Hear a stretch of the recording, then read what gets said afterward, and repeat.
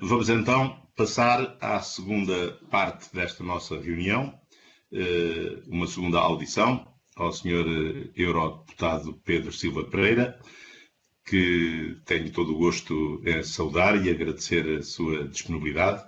Presumo que já está em linha connosco. Pode confirmar, por favor? É verdade, estou em linha. Espero que esteja a ser bem ouvido. Sim, senhor, estamos a vê-lo e a ouvi-lo muito bem. Apenas para renovar os meus agradecimentos, como tive a oportunidade de dizer no início desta audição, esta comissão decidiu ouvir todos os senhores deputados, já ouvimos todos os grupos parlamentares, começámos naturalmente pelos deputados que são relatores sobre as questões mais diretamente ligadas ao MFF, que estavam muito na ordem do dia no momento em que iniciámos estas audições. E agora procuraremos, paulatinamente, ouvir todos os deputados, porque pensamos que isso é muito útil, reciprocamente, para nós, deputados da Comissão de Assuntos Europeus, conhecermos mais de perto o trabalho e o pensamento de cada um dos nossos representantes no Parlamento Europeu e, ao mesmo tempo, permitir aos eurodeputados que conheçam os membros da Comissão de Assuntos Europeus, até porque isso pode facilitar no futuro até alguns contactos informais se necessário. Assim sendo, eu daria, nos termos da grelha de tempos que temos disponível para esta audição, a palavra ao Sr. Deputado Pedro Silva Pereira, disporá de 10 minutos, cada um dos senhores deputados disporá, cada um dos grupos parlamentares disporá de 5 minutos, que girará da forma que entender, com resposta imediata de igual tempo. Eu voltaria a apelar a todos para o rigoroso cumprimento dos tempos, porque quando há uma infração num primeiro orador, eu serei obrigado a ser igualmente condescendente com todos os demais. E a experiência demonstra-nos, e esta última audição confirmou-nos, que o tempo desliza sempre cerca de 15 minutos.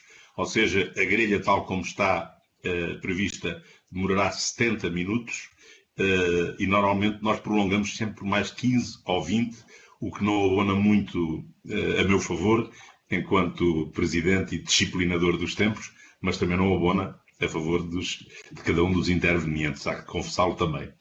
E para não perdermos mais tempo, Sr. Deputado Pedro Silva Pereira, a palavra é sua, por 10 minutos, para nos pôr a sua perspectiva sobre a temática e a realidade europeia e sobre o próprio trabalho que desenvolve no Parlamento. Faz favor.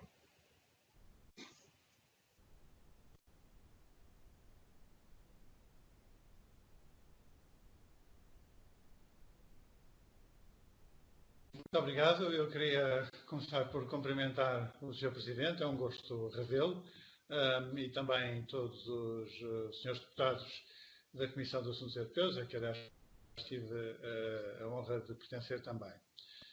Esta é uma audição com tema livre sobre a atualidade europeia e, portanto, eu tive que fazer uma escolha, dadas as limitações de tempo, até porque as minhas responsabilidades neste momento no Parlamento Europeu são amplas e diversificadas. Eu sou vice-presidente do Parlamento Europeu, como sabem, pertenço também à chamada estrutura de coordenação para o acompanhamento das negociações com o Reino Unido, na sequência do Brexit, e depois integro as comissões de assuntos constitucionais, de economia e ainda a Comissão de Comércio Internacional, e como suplente, mas com várias responsabilidades também relevantes. De forma que, impondo-se escolher, a minha proposta é fazer uma breve nota informativa sobre o funcionamento do Parlamento Europeu neste período de crise e depois abordar 3 temas políticos. As relações com o Reino Unido, que estão a chegar a uma fase crítica. Em segundo lugar, o impacto da decisão do Tribunal Constitucional alemão na resposta económica à crise e no papel do Banco Central Europeu. E, em terceiro lugar, uma referência ainda à Conferência para o Futuro da Europa. No que diz respeito ao funcionamento do Parlamento Europeu, eu estava longe de imaginar, quando fui eleito para vice-presidente, que iria integrar o Bureau do Parlamento numa altura em que esta instituição enfrentaria um dos seus maiores desafios ao longo da sua história. Porque é evidente, todas as instituições tiveram que se adaptar às circunstâncias da pandemia, a Assembleia da República também, como aliás estamos a provar hoje mesmo, Mas a verdade é que, para o Parlamento, que é europeu, esses desafios são muito maiores. Com deputados retidos nos seus países de origem, sujeitos às medidas de confinamento as mais diversas na sua extensão e no seu calendário, com encerramento de fronteiras, ligações aéreas interrompidas, enfim, um sem número de problemas. A verdade é que nós conseguimos manter o Parlamento perfeitamente operacional. O Parlamento Europeu nunca deixou de exercer as suas funções políticas e legislativas, conseguiu fazer reuniões de comissões e de plenário, não apenas por este sistema das videoconferências, mas assegurando também a tradução simultânea em pelo menos meia dúzia de línguas para cada reunião, o que foi um desafio tecnológico bastante grande.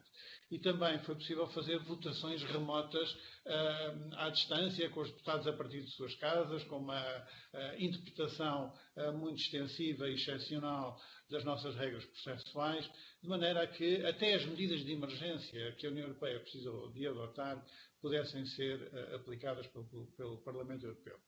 Depois gostaria também de informar os senhores deputados que o Parlamento Europeu adotou, ao longo deste período de crise, uma série de medidas de solidariedade concreta com as populações que derivaram do facto de termos tomado consciência que havia, durante este período, uma subocupação dos edifícios, dos meios do Parlamento, nas cantinas, dos meios de transporte e, portanto, nós estamos a distribuir 1000 refeições por dia aqui em Bruxelas, mais 500 no Luxemburgo e 500 em Estrasburgo. Instalamos um centro de acolhimento para mulheres sem abrigo aqui em Bruxelas. Em Estrasburgo instalamos centros de testes e de rastreio para a Covid-19 e, portanto, adotámos uma série de medidas de solidariedade que eu penso que são importantes e que devem ser registados. Agora, quanto aos 3 temas políticos que eu queria mencionar. Primeiro, as relações com o Reino Unido. Bom, também aí o Parlamento Europeu teve que se adaptar, porque o Brexit aconteceu a meio do mandato e, na base de um relatório que eu tinha apresentado na legislatura anterior, foi estabelecido um sistema automático de recomposição do Parlamento e, portanto, os deputados que não tinham sido eleitos ainda foram automaticamente considerados os eleitos, os seguintes nas listas. Este processo de transição promoveu-se com grande tranquilidade e segurança. Hoje o Parlamento Europeu viu a sua dimensão reduzida de 751 deputados para 705. O Parlamento viu também, consequentemente, alguma recomposição dos seus grupos políticos. Manteve-se, no essencial, a relação de forças, com uma única exceção, apesar de tudo, passou um pouco despercebido em Portugal, mas é um facto, o grupo político da extrema-direita ultrapassou em dimensão o grupo dos Verdes e tornou-se hoje o 4º maior grupo político do Parlamento Europeu. O PP continua maior, os socialistas o 2º maior, os liberais ou o Renew Europe são ainda o terceiro grupo, embora com um pouco menos de expressão, mas ali na 4ª posição houve uma ultrapassagem e o grupo da extrema-direita ultrapassou o grupo dos Verdes. Depois o Parlamento Europeu criou, na sequência daquilo que já tinha, que era um grupo de acompanhamento do Brexit, criou um grupo de coordenação para o acompanhamento das negociações com o Reino Unido e é onde o Sr. Barnier vem prestar contas do andamento das negociações. E como é que estamos nesta altura? Estamos mal, para dizer a verdade. A situação é esta. A Comissão Europeia apresentou um texto completo de acordo, o Reino Unido apresentou um conjunto de textos mais dispersos e isto traduz uma primeira grande divergência no que diz respeito à estrutura jurídica que vai ser negociada. Isto é apenas um acordo ou são vários acordos parcelares? O Reino Unido rejeita a existência de um conjunto de disposições horizontais e, portanto, há uma divergência substantiva em relação à própria arquitetura jurídica daquilo Depois há divergências substantivas muito relevantes.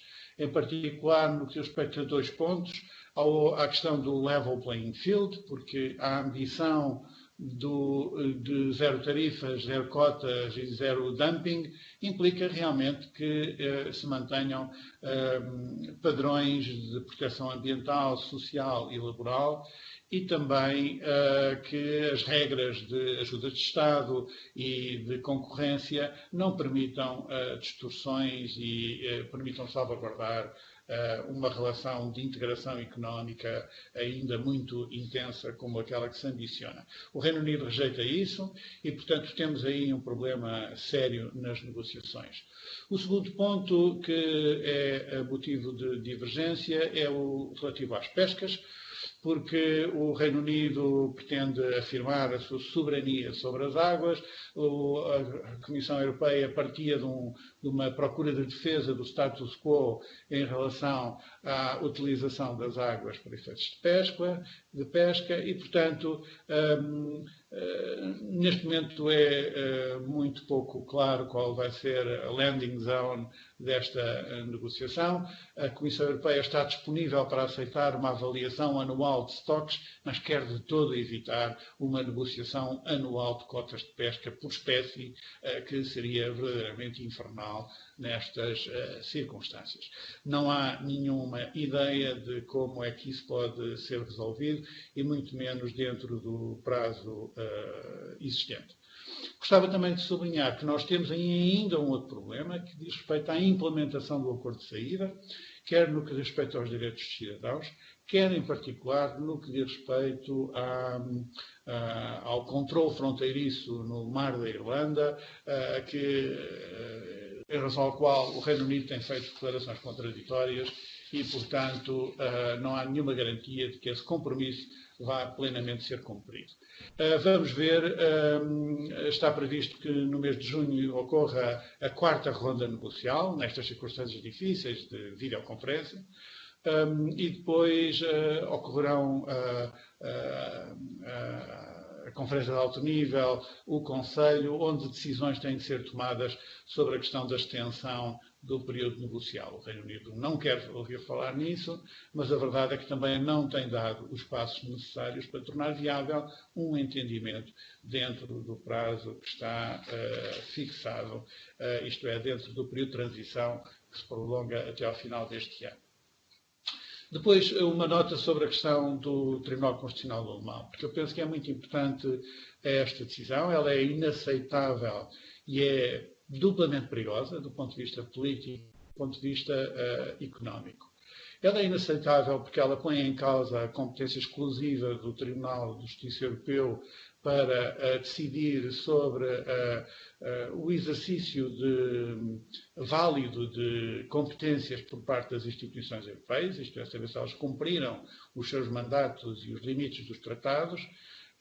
Isso é posto em causa e, ao ser posto em causa, gera 2 problemas. Um problema político de primado do direito europeu, um problema de unidade da ordem jurídica europeia. Qualquer tribunal nacional poderia aceitar-se este princípio, pôr em causa a validade das decisões das instituições europeias, ainda que confirmadas pelo Tribunal de Justiça Europeu, e, portanto, isso é um problema político de primeira grandeza para a construção europeia. E depois tem problemas económicos evidentes, porque, embora a decisão diga respeito ao programa de compra de ativos de 2015, de facto é uma decisão que, em primeiro lugar, ameaça a independência do Banco Central Europeu e a sua autonomia em relação à definição da política monetária, porque sujeitar a complexas indicâncias de proporcionalidade todas e cada uma das decisões e a sua manutenção ao longo do tempo, evidentemente que suscita toda a espécie de subjetividade e tornaria, de facto, impossível a condução da política monetária. E realmente o que está em causa é uma captura, uma tentativa de captura do Banco Central Europeu por parte das instituições políticas alemãs, o que é certamente preocupante. E depois tem uma outra consequência económica, que é condicionar o contributo que é fundamental do Banco Central Europeu para a resposta económica à crise, em particular porque, embora esta decisão apenas diga respeito ao Programa de Compra de Ativos de 2015, nos seus pressupostos ela atinge a forma como está desenhado o Programa de Compra de Ativos que agora o Banco Central Europeu avançou para contribuir para a resposta à crise.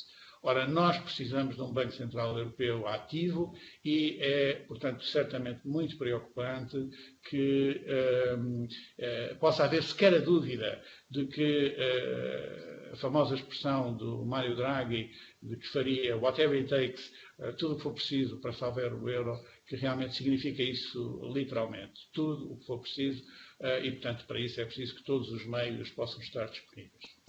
Senhor Deputado, estamos a ouvi-lo com todo o interesse e custa-me até interrompê-lo, mas já ultrapassou o seu tempo. Peço que conclua, por favor. Vou ficar por aqui. Em relação à Conferência para o Futuro da Europa, podemos, porventura, voltar a ela a propósito das questões dos senhores deputados. Muito obrigado. Certo.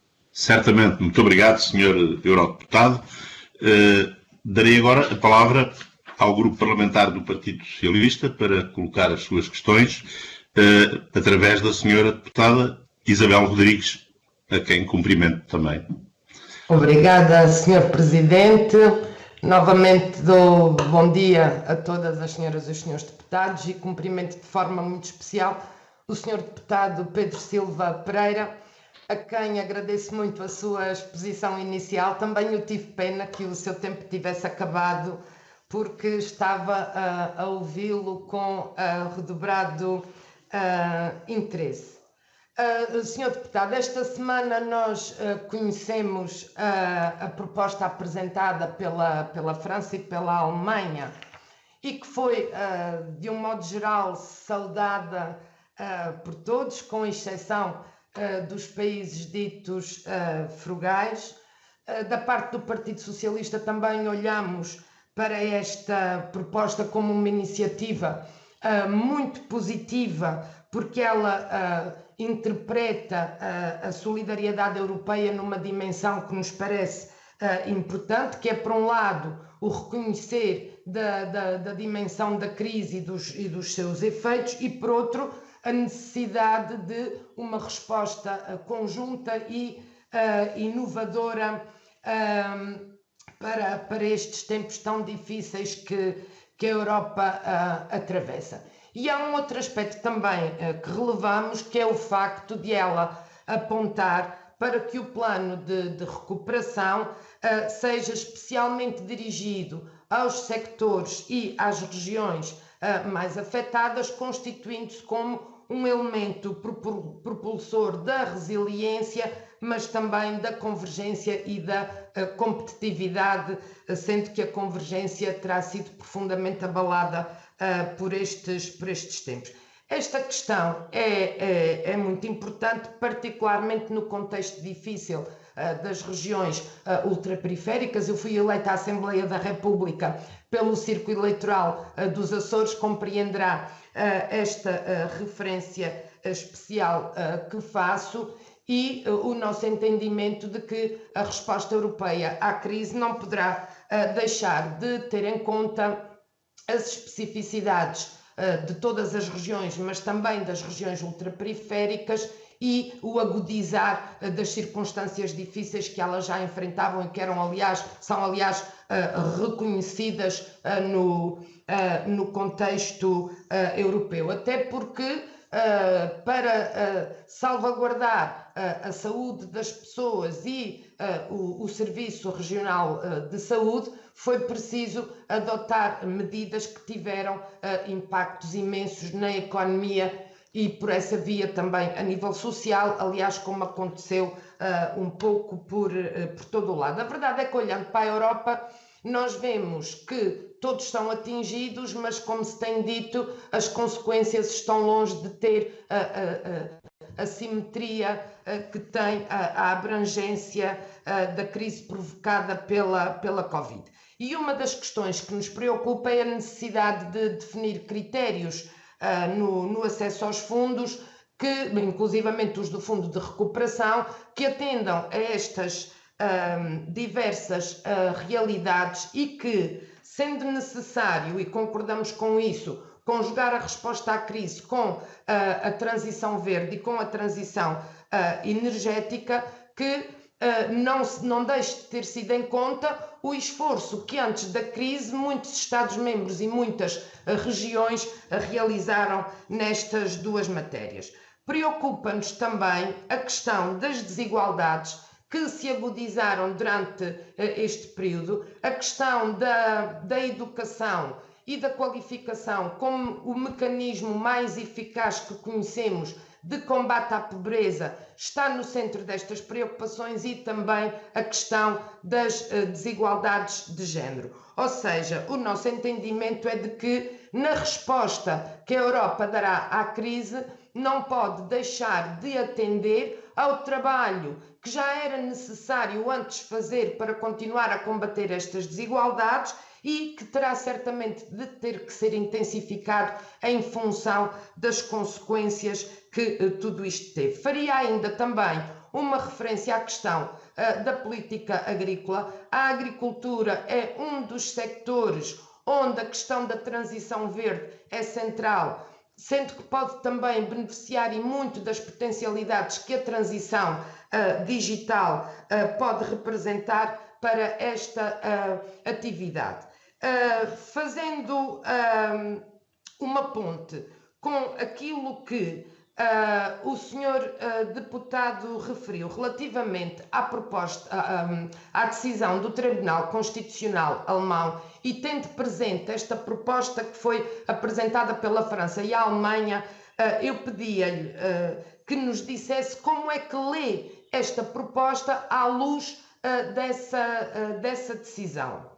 A outra questão que lhe perguntava é o que é que podemos esperar do Parlamento Europeu quanto ao empenhamento na defesa da resposta adequada a estas preocupações que lhe coloquei, relativamente à política de coesão, à política agrícola comum, mas também no combate às desigualdades, sem o qual não nos parece que será possível sair desta crise trilhando o caminho para o qual a Europa foi idealizada pelos seus fundadores, que é um caminho que pugna pela solidariedade e pela coesão e pela convergência entre todas as regiões e todos os cidadãos da União Europeia. E eram estas as questões sobre as quais eu gostava de ouvir particularmente, agradecendo mais uma vez a sua disponibilidade para estar connosco. Muito obrigado, senhora deputada. E, sem mais delongas, dou a palavra ao senhor deputado Pedro Silva Pereira para responder. Muito obrigado, Sr. Presidente. Muito obrigado, Sra. Deputada Isabel Rodrigues, pelas suas questões. O Parlamento Europeu vai ter uma sessão extraordinária no próximo dia 27, esta próxima semana, onde a Presidente da Comissão Europeia irá apresentar finalmente a sua proposta, que é uma proposta para o Plano de Recuperação da Economia e também uma proposta para o quadro financeiro plurianual para os próximos anos. Grande expectativa, portanto. A proposta franco-alemã de que a senhora deputada falava é um contributo para este debate e para estas iniciativas políticas, e eu creio que é um contributo francamente positivo. A senhora deputada mencionava que há resistências, em particular do chamado grupo dos frugais, mas eu gostaria de começar por sublinhar este ponto que me parece muito importante. O grupo dos frugais já não é o que era. Porque a partir do momento em que a Alemanha subscreve uma proposta que envolve emissão de dívida pela Comissão Europeia, garantida pelo Orçamento Europeu, mas não apenas isso, transferidos os recursos financeiros para os Estados por via de subvenções e não de empréstimos, então verdadeiramente nós temos aqui uma total mudança de campo da parte da Alemanha. Enfim, total talvez seja um bocadinho exagerado ou otimista, mas de todo modo não há dúvida de que a Alemanha neste momento faz parte do grupo daqueles que defende uma resposta mais solidária à crise e, portanto, eu penso que isso é uma excelente notícia para o equilíbrio de forças no Conselho. Depois vejo também que há alguns países, em particular talvez a Suécia, que é apresentado como ainda integrando o chamado grupo dos frugais, foi bastante prudente na sua reação à proposta franco-alemã e disse que precisava de aguardar para ver o quadro final da proposta da Comissão Europeia antes de se pronunciar, o que sinaliza que também ali pode haver uma oportunidade para reforçar o apoio político a uma solução de maior solidariedade. Eu creio que a proposta que a Comissão vai apresentar precisa de superar dois testes. O teste da credibilidade e o teste da solidariedade. O teste da credibilidade porque realmente não pode assentar numa pura engenharia financeira e a proposta franco-alemã já sugere que essa preocupação é tida em conta. E, em seu lugar, o teste da solidariedade, que tem que ver com muitas das preocupações que a senhora deputada manifestou em relação ao combate à divergência, às desigualdades, à pobreza. Isso precisa de fazer parte da agenda e a atenção às regiões ultraperiféricas, evidentemente, também. Também é preciso ter presente que a Comissão não vai apenas apresentar o plano para a recuperação da economia, vai apresentar o quadro financeiro plurianual. E, portanto, as preocupações com a política de coesão e a política agrícola, que já existiam em relação a propostas anteriores, precisam ter uma resposta à altura das circunstâncias. E, portanto, eu espero bem que a proposta que a Comissão vai apresentar signifique um salto qualitativo em relação às propostas anteriores que estavam em cima da mesa. Uma nota final para a questão que colocou sobre a articulação entre a intervenção do Tribunal Constitucional Alemão e este plano de recuperação da economia e a proposta franco-alemã, para dizer o seguinte: a ligação entre uma coisa e outra é muito implícita, mas muito importante.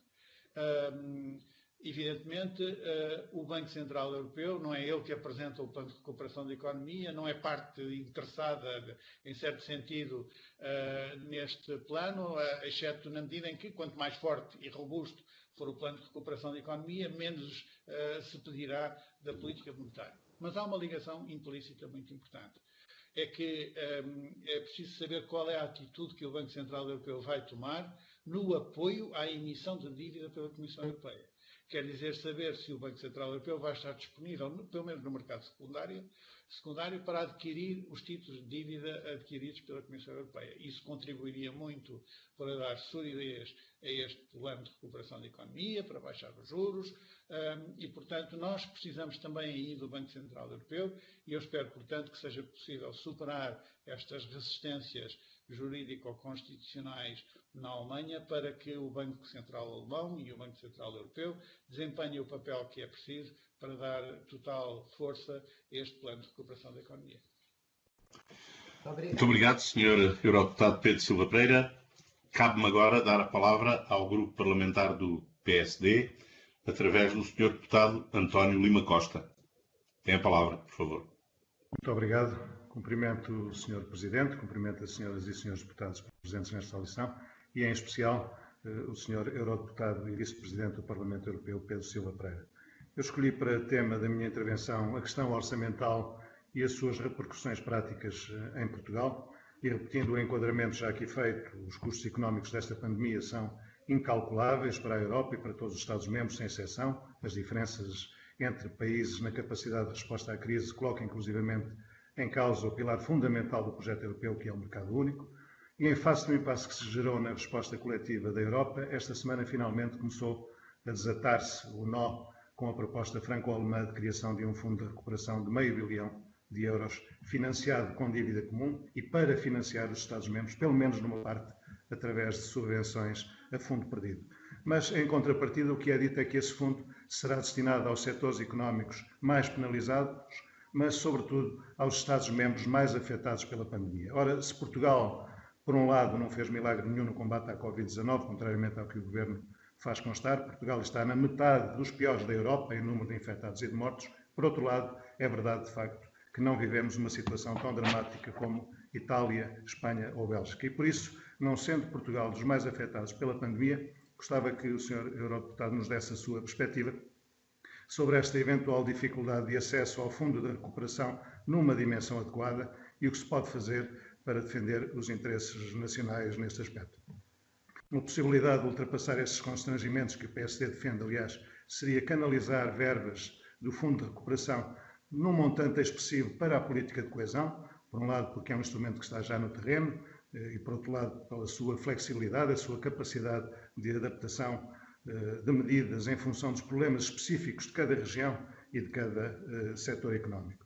Isso seria tão mais importante quanto no que respeita ao quadro financeiro plurianual. Os países contribuintes líquidos vêm afirmando que não aumentarão o seu nível de comparticipação e por isso não entendemos as afirmações muito otimistas de alguns membros do Governo de que, em consequência da pandemia, tudo está encaminhado para se manterem pelo menos os mesmos valores do atual quadro no que respeita a duas políticas fundamentais para Portugal, a política de coesão, e o Fundo de Coesão em particular, e a política agrícola comum. A não ser que esses responsáveis políticos se refiram à manutenção dos mesmos valores a preços correntes, e isso seria um truque que não deixaríamos passar em claro. Os mesmos valores terá de ser a preços constantes, obviamente, e pedi ao Sr. Eurodeputado Pedro Silva Pereira que se pronunciasse sobre esta questão também em particular. Por último, sabendo-se que em Portugal o investimento público depende em mais de 80% dos fundos europeus e quer o Fundo de Coesão, quer os fundos da PAC, são fundamentais para termos um país mais desenvolvido, claro, mas sobretudo são vitais para termos um país mais coeso territorialmente. Mas em relação a estas duas políticas, política de coesão e agrícola comum, há aqui para Portugal, a nosso ver, dois problemas gravíssimos que gostava que o Sr. Deputado nos explicasse como se podem ultrapassar. Problema do Fundo de Coesão. O Governo olha para este fundo apenas como um instrumento para recuperar o atraso do país em relação à média europeia, não como um instrumento para recuperar o atraso de algumas regiões em relação à média do nosso país. E esta forma de ver o Fundo de Coesão por parte do Governo, não como um mecanismo de equilíbrio entre regiões dentro do país, mas como uma forma de aproximar a média portuguesa da média europeia, não tem tido sucesso. Torna o país menos coeso, mais desigual e não nos tem aproximado da média europeia. Problema da nova política agrícola comum, portanto, para o desafio da descarbonização, da proteção ambiental, de uma maior resiliência europeia em choques sanitários como o que atualmente vivemos, mas sobretudo fundamental para a coesão territorial, é um problema de ordem, diria, aritmética.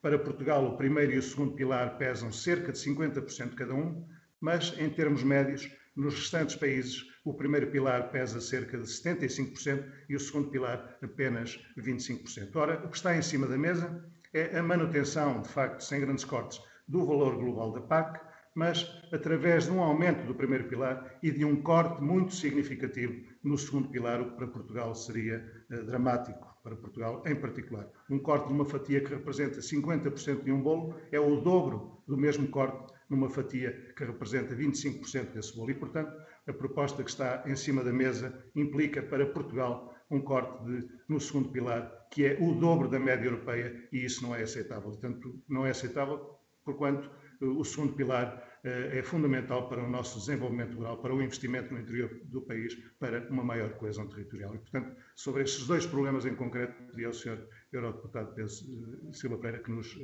dissesse como podemos ultrapassar estes constrangimentos. E terminaria por aqui. Muito obrigado, Sr. Presidente.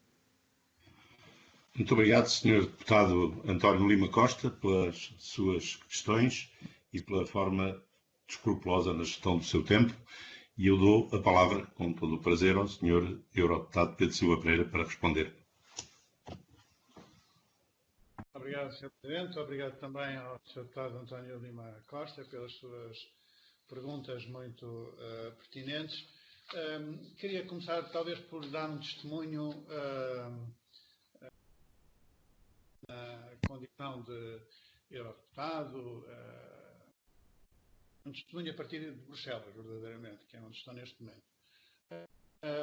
A propósito do reconhecimento internacional do excelente desempenho de Portugal a propósito da resposta a esta pandemia. Portanto, não tenho a visão que o Sr. Deputado porventura parece ter a propósito do que foi conseguido por Portugal. Creio que toda a gente está bem recordada, e não é possível esquecê-lo, que não se trata apenas de comparar os números finais, que aliás não estão ainda disponíveis, dos números atualmente conhecidos em termos de infectados, mortos, etc. Trata-se também de ter presente que Portugal partilha a sua fronteira com Espanha, que foi justamente um dos países mais afetados. E é isso que toda a gente que olhe para esta situação com um pouco de objetividade reconhece até com alguma surpresa. Como é que foi possível, aqui mesmo ao lado, ou aí mesmo ao lado de um país que enfrentou uma tragédia, como é o caso de Espanha, ter sido possível que o nosso desempenho tenha sido bastante melhor. Isso só significa que, com certeza, os portugueses tiveram um comportamento responsável. Os profissionais do Serviço Nacional de Saúde tiveram um empenho absolutamente inexcedível, mas também é verdade que o Serviço Nacional de Saúde teve uma capacidade de resposta que desmente alguma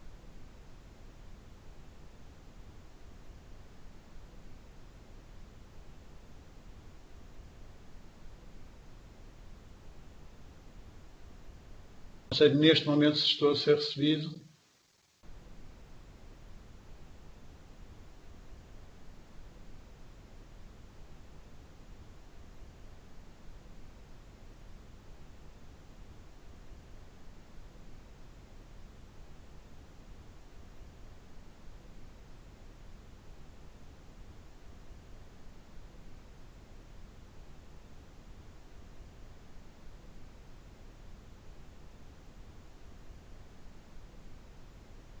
Estou? Eu não sei se já estou de novo em linha. Já estamos a ouvi-lo. Tivemos aqui um momento de pausa. Estamos a ouvi-lo já também. Muito bem.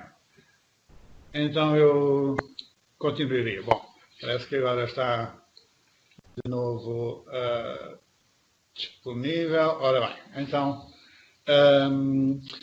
eu estava a dizer que ia agora referir-me à questão do desenho das medidas de recuperação da economia em função dos nossos indicadores. É verdade, como o Sr. Deputado diz, que Portugal não foi dos mais afetados pela pandemia, mas nós devemos distinguir os indicadores sanitários da pandemia do impacto económico. Quando se trata de decidir como é que se distribuem as verbas do plano de recuperação da economia, o que interessa sobretudo é a recuperação da economia. E aí, portanto, independentemente de termos números melhores do que outros países, não deixamos de ter setores económicos profundamente atingidos, como é o caso do turismo, e, portanto, a configuração da economia portuguesa e a sua exposição a setores mais atingidos pela crise também justifica que, no momento de pensar a distribuição das verbas do plano de recuperação da economia, isso seja tido em conta. Depois o Sr. Deputado colocou uma série de questões muito pertinentes a propósito da anterior proposta, ou da proposta que disse estava em cima da mesa para os fundos comunitários, mas a verdade é que essa proposta já não está em cima da mesa. Portanto, penso que adianta agora pouco estarmos a discutir a proposta anterior.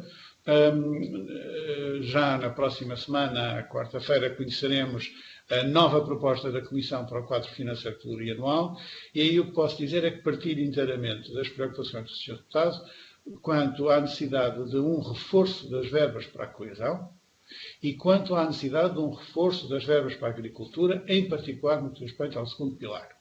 E espero, e esse será certamente um critério de avaliação da proposta da Comissão, que estes dois elementos, reforço da coesão, reforço da agricultura, em particular no que diz respeito ao segundo pilar, não deixem de estar presentes. Depois, como é que o governo português vai gerir essas verbas?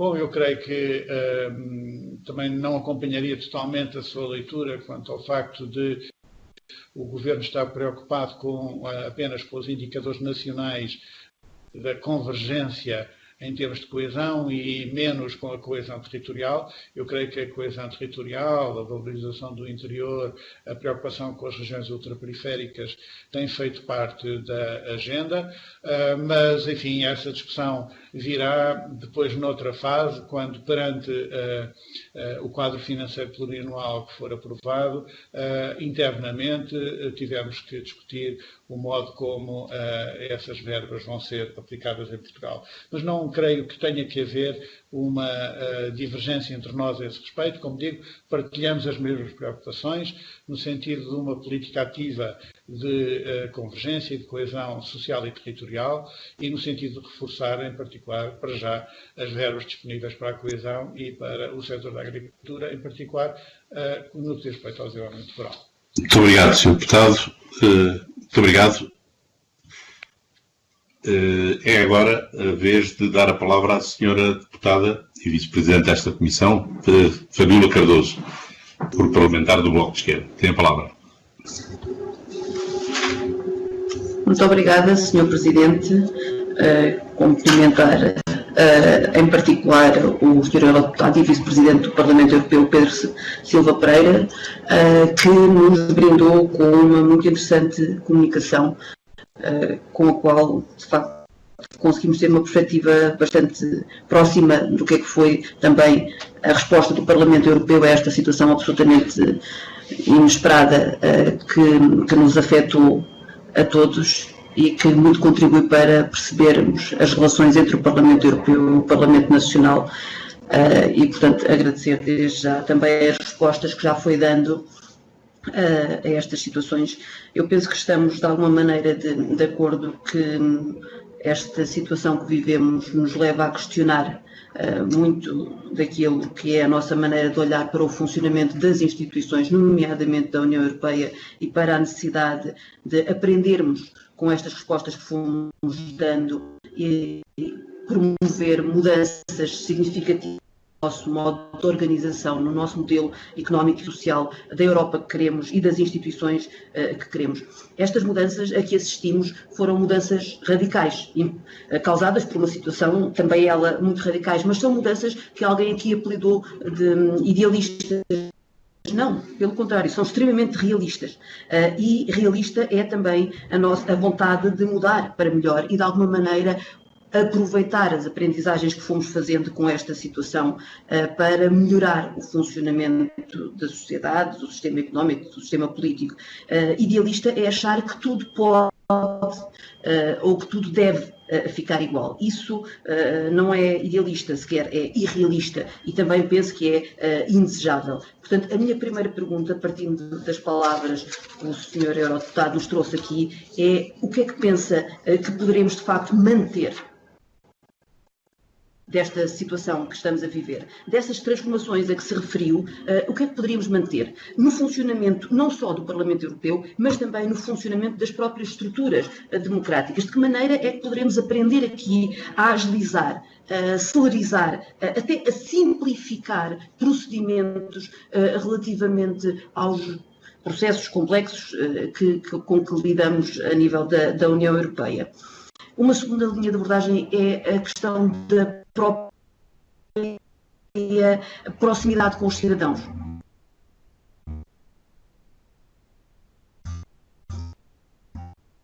Eu estive há pouco tempo com a Comissão de Assuntos Europeus no Parlamento Europeu pela primeira vez. É muito impressionante por ver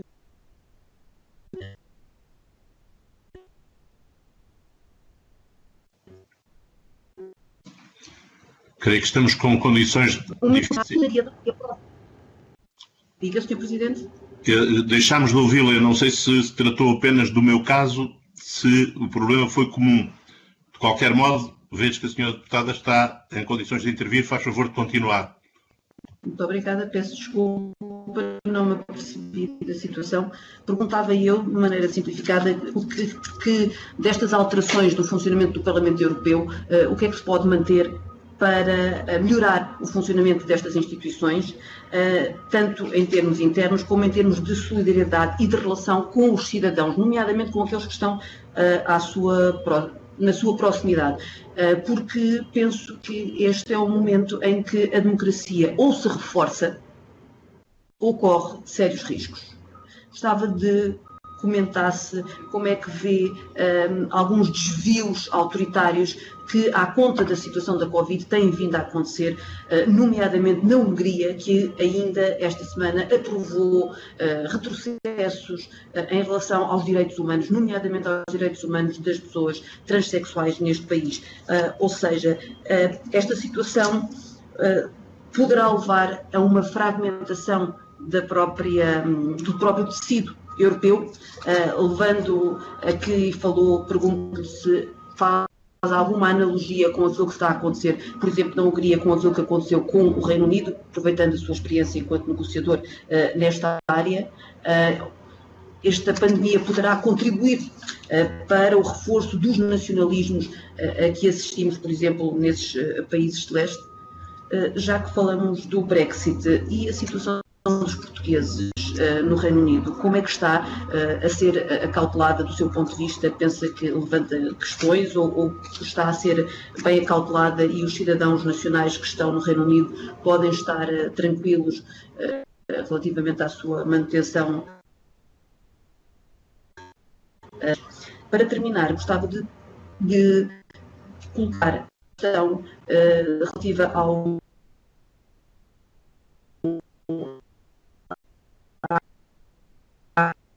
conferência sobre o futuro da Europa, que não teve tempo, relacionando essa conferência com este binómio agricultura e ambiente, com este binómio que foi desenvolvido já esta semana com a apresentação das estratégias para a diversidade e da estratégia do prado ao prato para a agricultura. De que maneira é que esta nova Europa pretende não um confronto, mas uma interdependência entre estes dois eixos estratégicos de desenvolvimento futuro que serão essenciais? Foram falados já aqui em termos de PAC e de política de coesão, a necessidade para Portugal, que penso que é unânime, de manter níveis de financiamento, mas preocupa-me não só os níveis de financiamento, mas de facto a abordagem quase filosófica, diria-se, como é que vai ser, em que tipo de políticas é que esse dinheiro vai ser gasto. Por exemplo, pensando, eu fui eleita pelo Distrito de Santarém, o Tejo é um exemplo paradigmático da maneira como estes pilares se opõem ou não, porque permite tocar desde questões relacionadas com regiões fronteiriças, até rios livres, até eficiência hídrica na agricultura. Esta nova PAC, estas novas políticas de coesão conseguem um bom equilíbrio entre ambiente e agricultura? Muito obrigada, Sra. Eurodeputada. Muito obrigado, Sra. Deputada Fabíola Cardoso, e dou de imediato a palavra ao Sr. Eurodeputado Pedro Silva Pereira. Muito obrigado. Obrigado, Sr. Presidente. Queria também agradecer à deputada Fabíola Cardoso as questões muito interessantes, aliás, que colocou. Começaria pela questão de o que é que podemos ter de positivo para o nosso normal funcionamento no período pós-crise.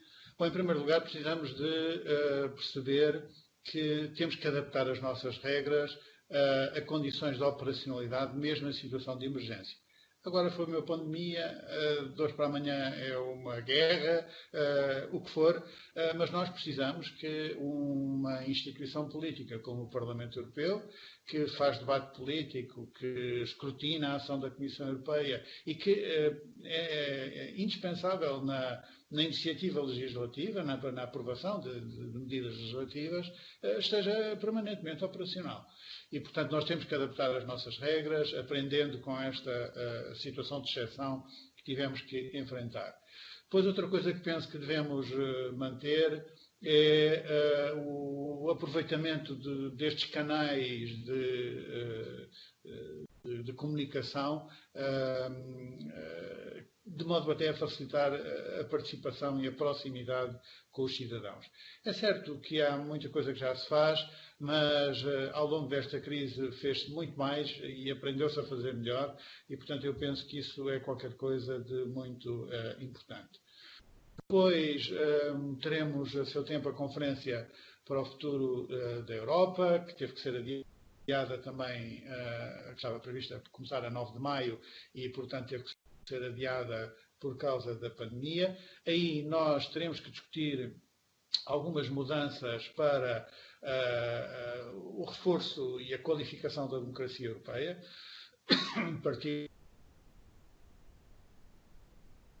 e, em segundo lugar, a agenda europeia e temas como essas prioridades políticas em torno do Green Deal e da transição digital também serão discutidas, espero eu, que com uma participação intensa dos cidadãos por toda a Europa. Mas gostava de sublinhar que é a altura de pensar, depois da Europa, de tanto falar das reformas estruturais que pede aos Estados-membros, de a própria Europa fazer algumas reformas estruturais. Nós chegamos a esta crise, de facto, tendo dado insuficientes passos para preparar o euro, em particular, mas a União Europeia no seu conjunto, para responder a um choque desta dimensão. E arriscando aqui um choque simétrico, num choque assimétrico pela diferente capacidade de resposta que tem e, portanto, agravando as divergências. Essas reformas estruturais, onde eu incluiria certamente o completar da União Económica e Monetária e até da própria União Bancária, são essenciais. Depois, a questão do Estado de Direito, de facto, das coisas mais deprimentes e intoleráveis ao longo desta crise foi o que aconteceu na Hungria, de uma democracia liberal, verdadeiramente, é disso que se trata, se essa coisa existe, de aproveitar as circunstâncias de exceção para, de facto, passar por cima de todas as regras do Estado de Direito e até do funcionamento democrático. Isto não pode deixar de ter uma resposta enérgica da parte das instituições europeias. O Parlamento Europeu defendeu isso mesmo, que a Comissão Europeia desencadeasse os procedimentos ao abrigo do artigo 7º para total, em primeiro lugar, apuramento da conformidade dessas práticas com os valores e as regras europeias e depois que, no seguimento disso, sejam adotadas todas as medidas, incluindo as medidas sancionatórias que estão previstas para que esses comportamentos que foram da Hungria, em certo sentido foram também da Polónia, não sejam tolerados, porque, de facto, a construção europeia também depende dessa fidelidade aos valores europeus. Riscos que o nacionalismo representa para o projeto europeu, para os valores da construção europeia, eles estão aí, não são de agora, mas são, é verdade, penso eu, potenciados pela situação que enfrentamos, que é uma oportunidade para todos os populismos para se afirmarem, até porque depois da pandemia e das suas restrições vêm as consequências económicas que, aliás, já são visíveis, e isso é um terreno de oportunidade para os populismos adversários do projeto europeu. E o que temos que afirmar é que nenhum dos nossos problemas pode ser melhor enfrentado se estivermos separados do que estando unidos no interior do projeto europeu. Depois, finalmente, a questão dos portugueses no Reino Unido, para dizer à senhora deputada que nós acompanhamos essa situação muito de perto, dialogando com as associações representativas dos imigrantes europeus que residem no Reino Unido, e aliás também dos britânicos que residem na União Europeia. A situação que nós vemos é a seguinte: em primeiro lugar, os cidadãos que não conseguiram obter o chamado direito de residência porque ele não foi reconhecido, ou porque não tinham ainda o prazo de 5 anos cumprido, ou porque não apresentaram prova de residir há mais de 5 anos no Reino Unido. A verdade é que a percentagem desses cidadãos é muito substantiva. E, portanto, nós precisamos de verificar que as entidades administrativas independentes que vigiam as decisões que foram tomadas são realmente independentes para que as decisões sejam justas. E, portanto, essa é a primeira reivindicação. Depois, preocupa-nos que alguns dos cidadãos que têm apenas o estatuto provisório de reconhecido enfrentem obstáculos no acesso a direitos e a benefícios de ordem social. Isso é um problema que motiva a nossa preocupação. E, finalmente, mesmo aqueles que têm direitos de residência, nós constatamos que eles não têm uma prova documental da decisão favorável que lhes foi conferida, e isso dificulta, na prática, que façam prova dos seus direitos quando se trata de passar numa fronteira, de obter emprego, de fazer um contrato de arrendamento. E, portanto, seria importante que houvesse um documento físico a atestar o direito de residência. São os problemas que eu penso que são mais relevantes, mas devo dizer que penso que a Embaixada de Portugal no Reino Unido e o Consulado têm feito um grande esforço de resposta e de acompanhamento da situação que vivem os cidadãos portugueses, e são muitos que residem no Reino Unido. Muito obrigado, Sr. Eurodeputado. Vou dar de seguida a palavra ao Sr. Deputado João Almeida, do Grupo Parlamentar do CDS. Muito obrigado, Sr. Presidente. Caros colegas, Eurodeputado Pedro Silva Pereira, cumprimento também, agradecendo os esclarecimentos que já deu, os contributos que já deu e as respostas que me dará antecipadamente também agradecendo. A primeira pergunta tem um pouco a ver com a resposta que estava a dar anteriormente e com o facto de ser Vice-Presidente do Parlamento Europeu. Não era uma pergunta que eu tivesse aqui, mas que me ocorreu.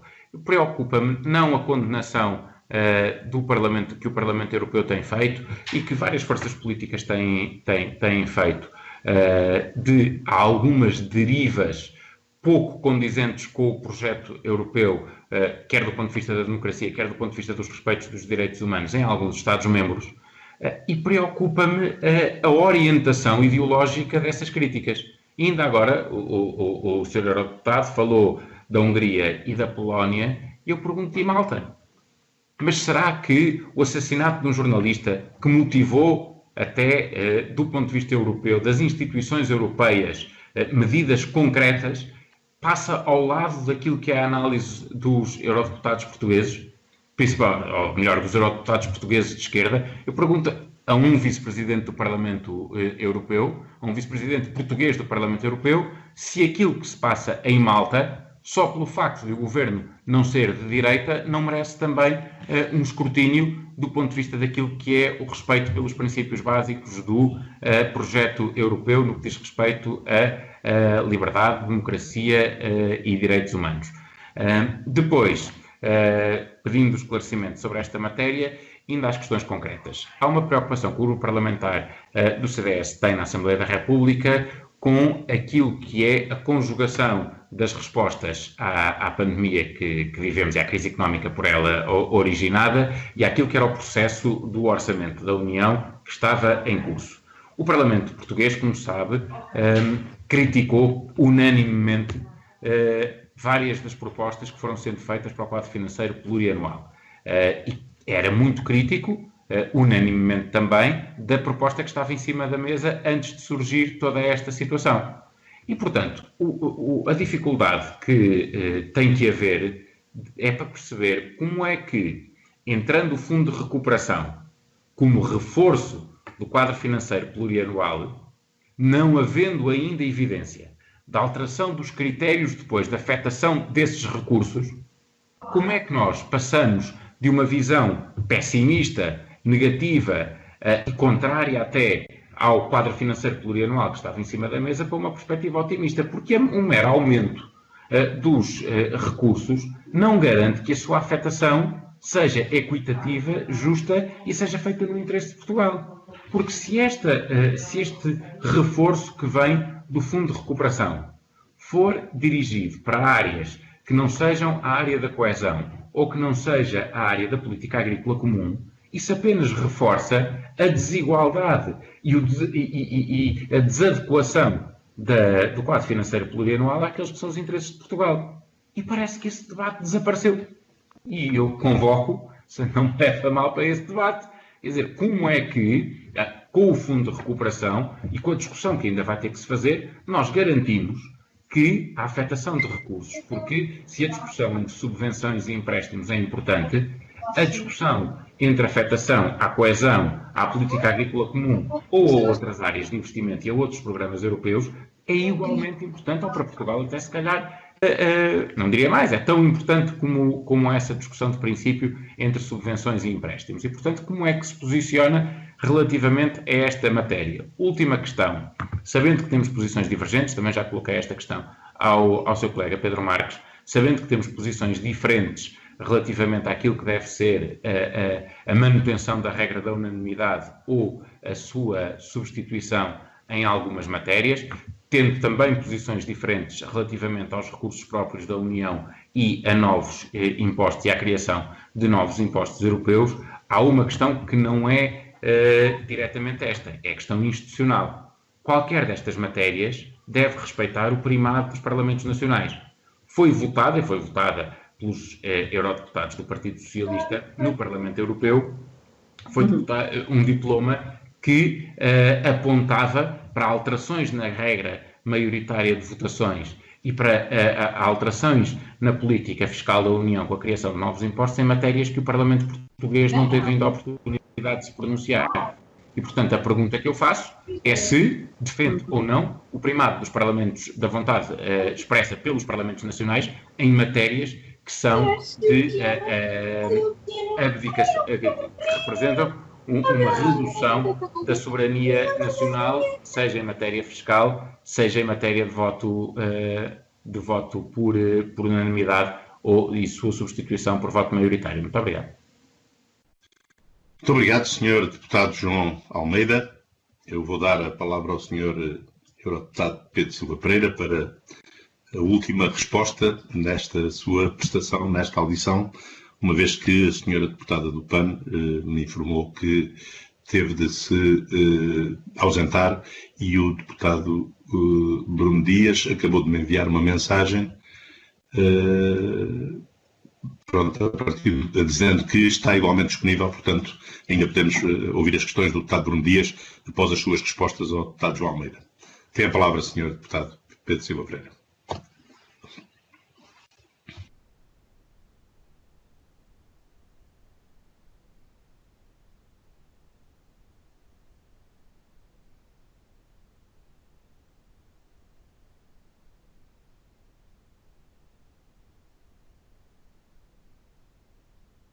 Senhor Eurodeputado Pedro Silva Pereira, não está a ouvir-me?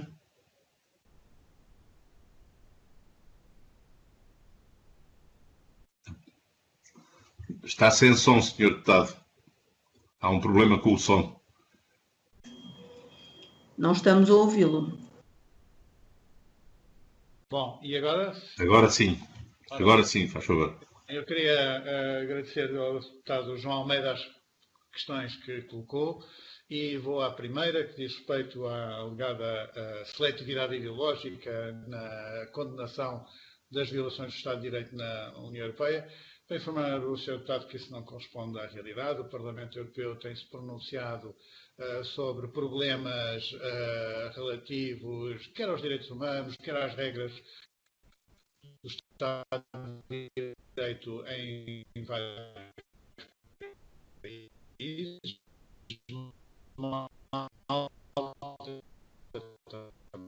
da agenda europeia.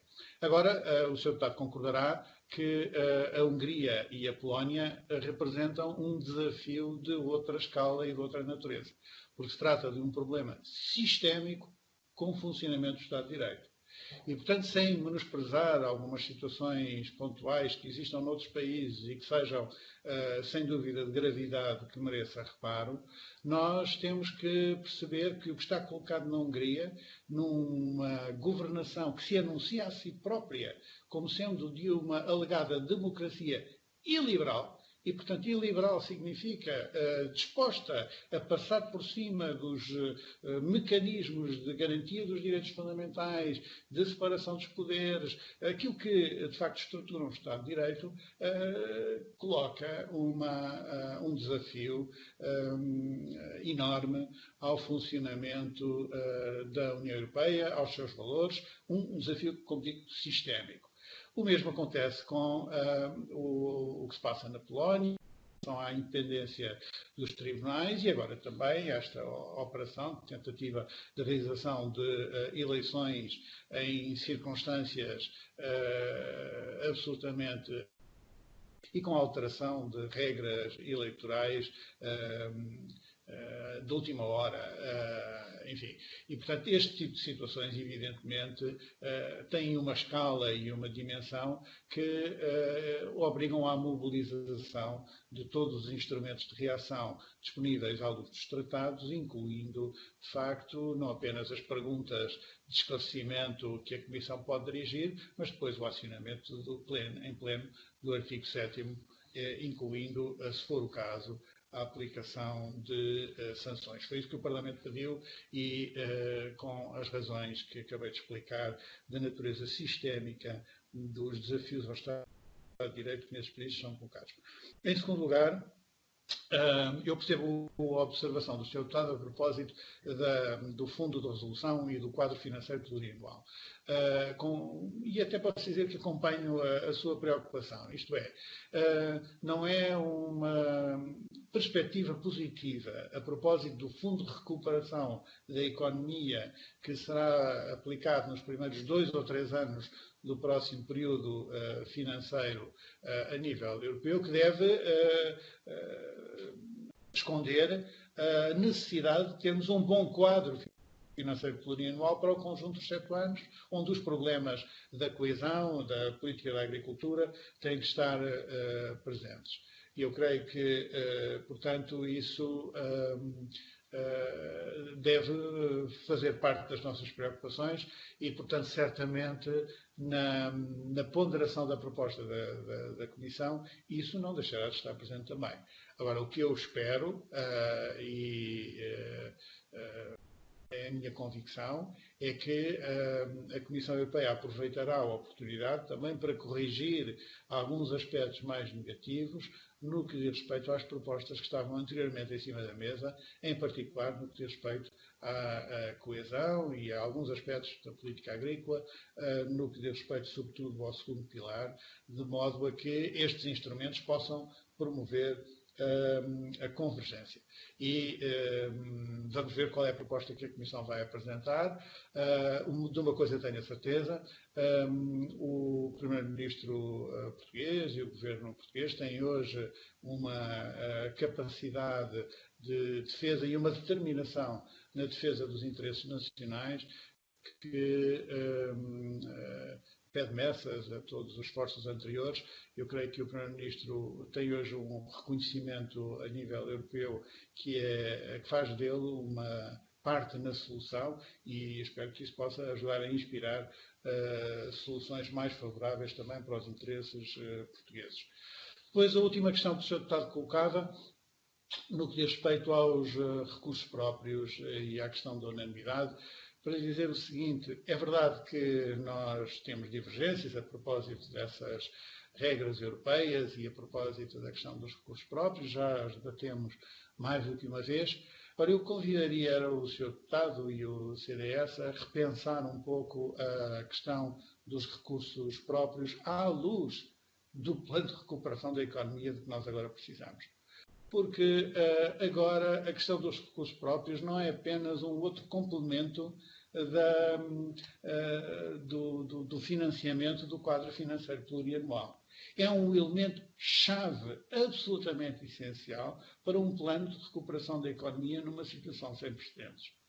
Nós precisamos, de facto, que a emissão de dívida pela Comissão Europeia, sendo garantida pelo Orçamento Europeu, seja o mais possível financiada por recursos próprios, porque a alternativa a isso é sobrecarregar as contribuições dos Estados em anos futuros. E eu creio que o Sr. Deputado concordará que nós devemos evitar isso, sobretudo se a sua preocupação é de ordem fiscal, devemos também evitar isso. E para isso precisamos de recursos próprios.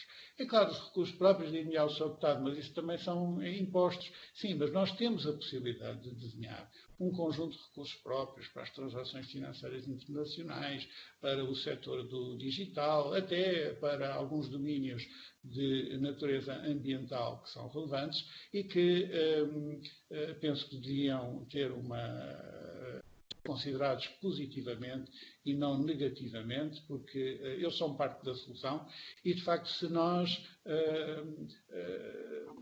fazemos perigar todos os pilares de que depende a efetividade de uma resposta, então nós não teremos um plano de recuperação da economia à altura das circunstâncias. Peço que conclua, Sr. Deputado.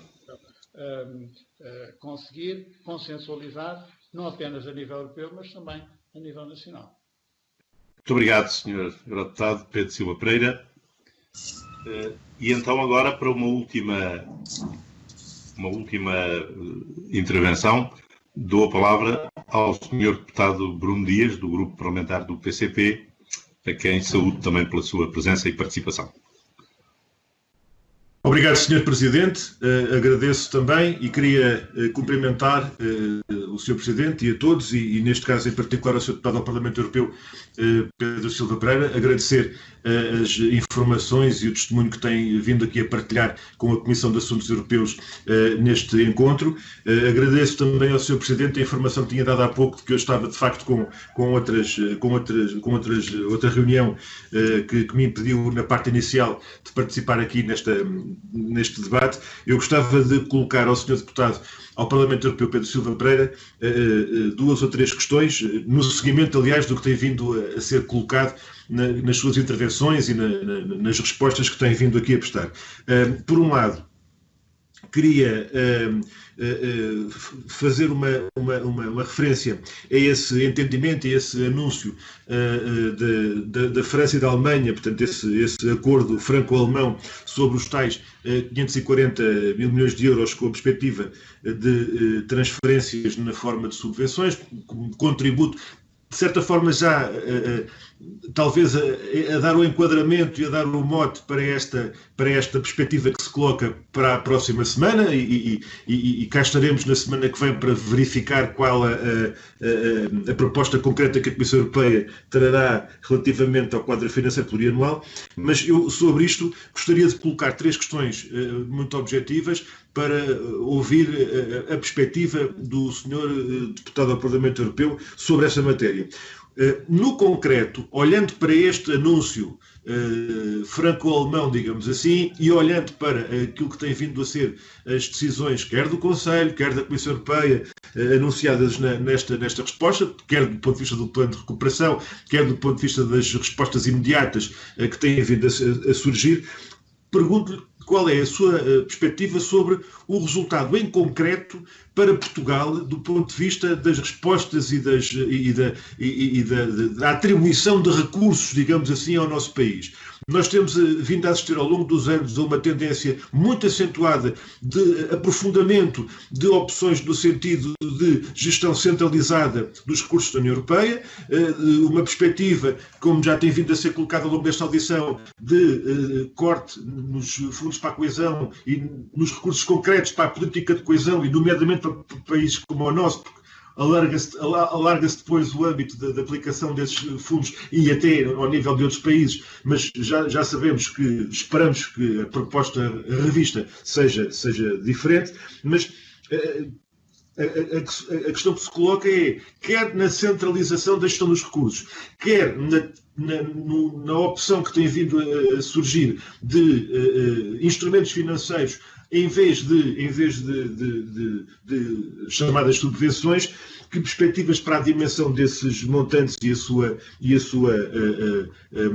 perspectiva inclusiva no que diz respeito à comparação entre o que era a estimativa do BCE, que era 1,6 bilhões à portuguesa, versus este montante que seria na base a cerca de um terço, digamos, desse valor.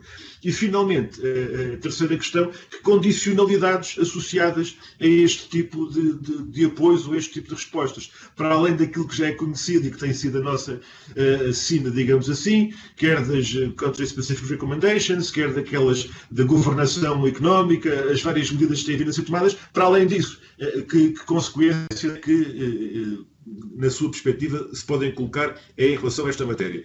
Por outro lado, um comentário muito breve e também proporcionando aqui a sua resposta sobre estas consequências da decisão do Tribunal Constitucional Alemão e aquilo que designou há pouco de captura do BCE, neste caso pelas autoridades alemãs e daqueles que, eu diria, os arautos da União Europeia, das desigualdades e das imposições de tipo neocolonial que têm vindo a surgir, mais uma vez, perante as economias mais vulneráveis e que estão a passar a ofensiva claramente. E eu pergunto-lhe se a opção é entre defender aquilo tal como está ou assumir uma postura de afirmação de que as coisas não têm que ser assim, nomeadamente no que é, desde logo, o papel do BCE no quadro atual, quer dizer, a derrogação de normas que impedem o BCE de financiar diretamente Estados, que era uma situação que hoje em dia se devia colocar e que temos vindo a colocar, e finalmente esta questão, mesmo para terminar, Sr. Presidente, dos recursos próprios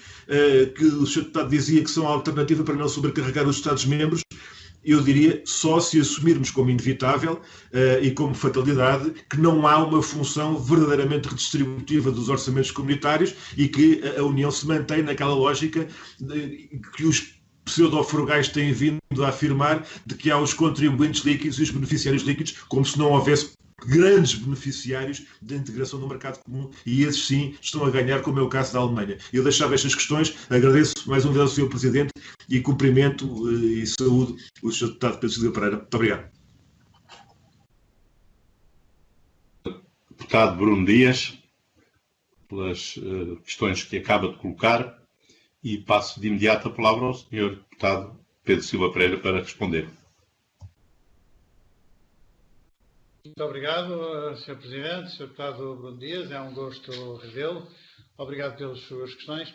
Eu começaria, talvez mesmo pela última, a questão dos recursos próprios, saber se eles realmente são necessários apenas se não houver uma nova política redistributiva.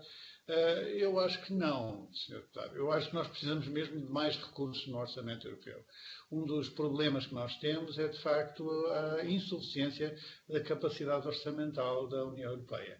E, portanto, isso significa que precisamos de aumentar o orçamento europeu, mesmo em volume, e isso certamente precisará de mais recursos próprios. Portanto, eu creio que os recursos próprios fazem parte da equação e da solução dos nossos problemas.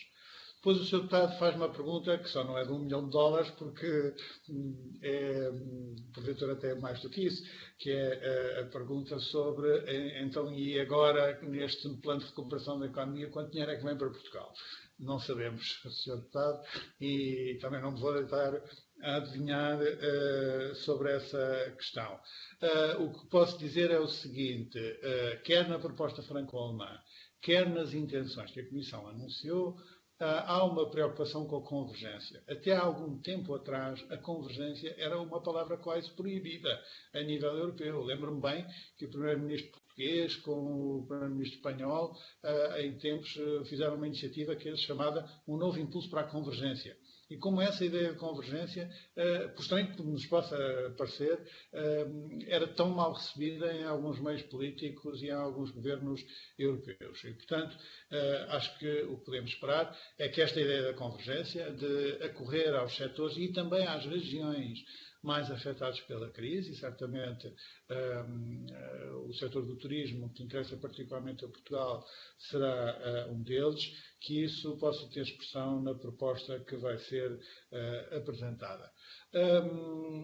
Eu compreendo o seu ponto quanto à questão de saber se a gestão dos fundos é mais ou menos centralizada.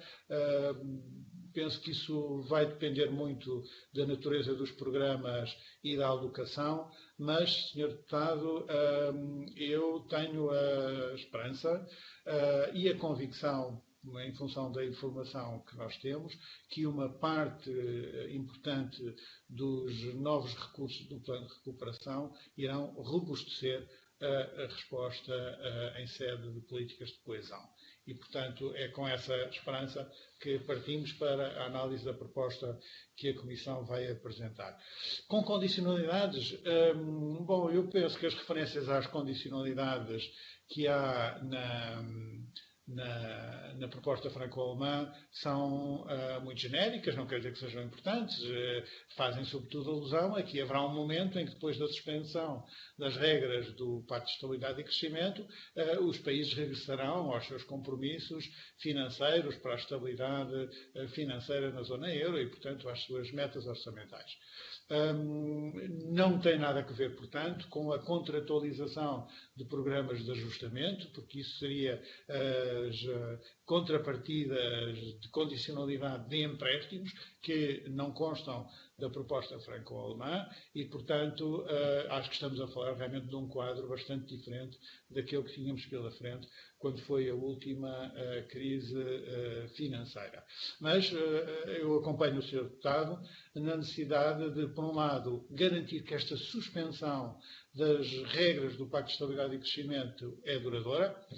O Sr. Deputado não o disse, mas eu posso acreditar que deseja isso tanto como eu, mas noutra coisa que podemos também convergir. Eu acho que essas regras do Pacto de Estabilidade e Crescimento precisam, de facto, de uma revisão e a famosa integração dessas regras no direito comunitário precisa de estar dependente de uma avaliação da experiência destes anos e a experiência destes anos mostra que uma revisão importante é necessária. E, aliás, a família socialista votou nesse sentido aqui no Parlamento Europeu já mais do que uma vez nesse sentido. Terminaria com as questões que colocou a propósito do Banco Central Europeu.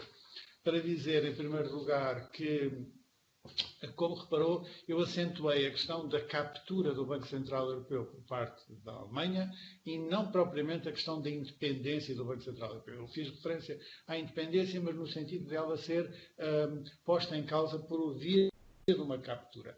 Porque se houvesse uma outra estruturação do Banco Central Europeu, que valorizasse mais a accountability, a responsabilidade democrática do Banco Central Europeu e da política monetária, eu veria isso com bons olhos. Mas isso faz parte de um conjunto de alterações que precisariam ter relevância constitucional e, portanto, de alterações nos tratados, que certamente serão discutidas no âmbito da Convenção para o Futuro da Europa e que é tudo menos certo que reúnam consenso. Eu acompanharia o Sr. Deputado, que se acaso se tratasse de rever o mandato do Banco Central Europeu no sentido de incluir as questões do pleno emprego e não apenas as questões da inflação. E acompanharia também o Sr. Deputado se tratasse de alterar as regras dos tratados de Lisboa, no sentido de que o financiamento direto aos Estados se tornasse possível e que este tabu que foi imposto pela Alemanha na altura da construção do euro pudesse ser vencido. Mas para isso precisaríamos de chegar a acordo sobre uma reforma dos tratados que, na prática, o que estaria a fazer era representar um impulso de integração política e aí não tenho tanta certeza que o Sr. Deputado nos acompanhasse nesse processo. Mas, de todo modo, concordo consigo em muitas das preocupações que manifestou em relação à configuração do papel do Banco Central Europeu e acho que é terreno que a crise está a evidenciar que precisa de ser caminhado. Muito obrigado, Sr. Deputado. Muito obrigado, Sr. Presidente. Foi um gosto estar com a Comissão de Assuntos Europeus. Muito obrigado. Muito obrigado. Foi um prazer imenso para nós também. Foi uma reunião muito útil e interessante. Espero que tenhamos condições de poder repeti-la em circunstâncias bem mais favoráveis do que aquelas que decorrem do contexto em que vivemos e desejo ao Sr. Eurodeputado e Vice-Presidente do Parlamento Europeu a continuação dos maiores sucessos na sua função. Muito obrigado. Damos assim por concluída esta parte da nossa reunião. corresponde às audiências que acabaram de ter lugar, e passaria de imediato à segunda parte